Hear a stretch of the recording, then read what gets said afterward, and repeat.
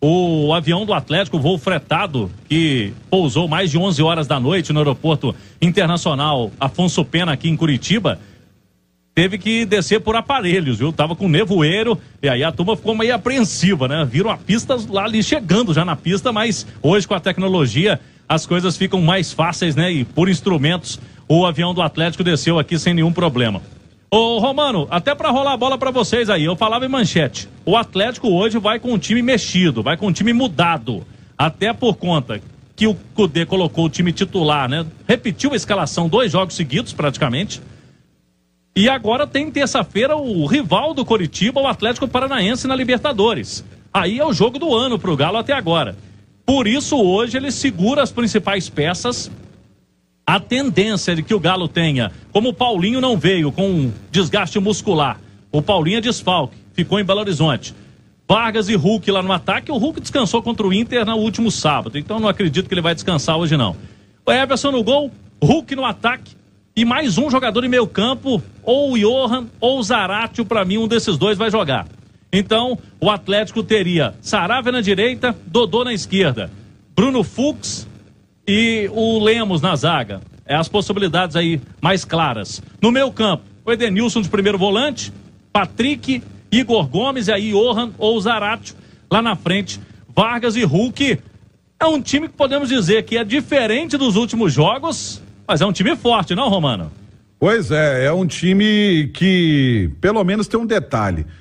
Acho que alguém disse aqui no Rádio Esportes, eu não sei se foi o Edu, que perguntaram sobre o clima no Atlético com o Cudê, falou assim, o jogador gosta dele, porque ele coloca todo mundo para jogar, acho que foi o Léo que falou isso aqui, que ele coloca todo mundo para jogar. E esse Atlético alternativo aí que o Cláudio trouxe, que pode enfrentar o Coxa, hein, Edu? Bom dia. Bom dia, Romano. O jogador gostar de colocar todo mundo para jogar, tem o outro lado também, que foi muito discutido, né, de jogador preferir ter sequência. Então, existem os dois lados da moeda. Mas fato é que a partir do momento que ele usa muitos atletas, na hora que ele vai utilizar um para iniciar o jogo, o cara tá com ritmo. Pelo que eu tenho visto, o grupo inteiro tá com um entendimento muito bom da ideia de jogo do Cudê.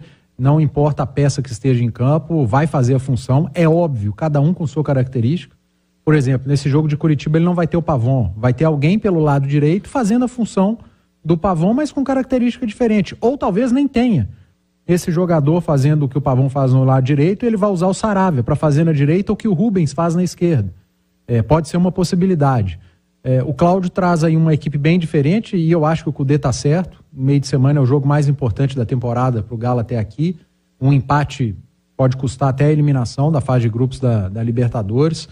Então tem que dar um descanso para chegar com o maior nível de físico e de intensidade para o jogo do Mineirão na terça-feira. E aí as possibilidades são muitas. E todo mundo que o Cláudio falou os nomes, Patrick, Igor Gomes, Edenilson, Vargas, tá todo mundo com ritmo de jogo. Tá todo mundo jogando, quando tem entrado em campo, tem entrado bem, desempenhando corretamente a função. A gente vai ver um Atlético jogando da mesma maneira, mas com jogadores de características diferentes. Aí fica a dúvida, quem vai fazer o Atlético atacando pela direita? Vai ser o Saravia? Ou o Cudê vai apostar em algum jogador para fazer uma função parecida com a do Pavon? Porque o Pavon não volta para fechar a primeira linha defensiva.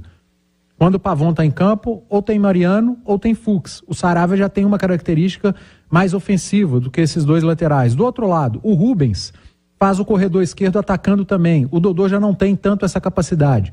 Ele vai optar pelo Dodô na lateral esquerda para fazer uma saída com os dois zagueiros, ou ele vai optar pelo Patrick para utilizar esse corredor pela esquerda, fazer uma dobra com Patrick e Johan, por exemplo, pelo lado esquerdo? Eu tenho essa dúvida.